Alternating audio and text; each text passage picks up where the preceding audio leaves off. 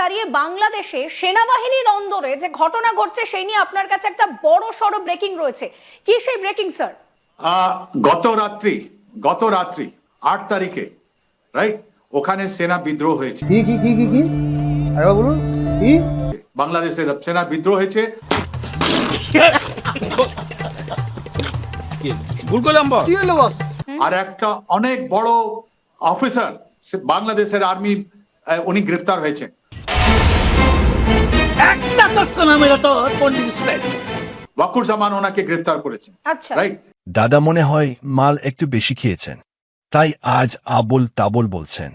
এটাই সব থেকে, ওখানে আপনি জানতে পারেন ওখানে একটা জেনারেল, 5টা লেফটেন্যান্ট জেনারেল, 56টা 56 মেজর জেনারেল আছেন, রাইট।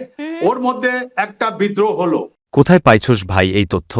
এন্ড গতকাল একজন লেফটেন্যান্ট জেনারেলকে গ্রেফতার করা হলো। কয় কি?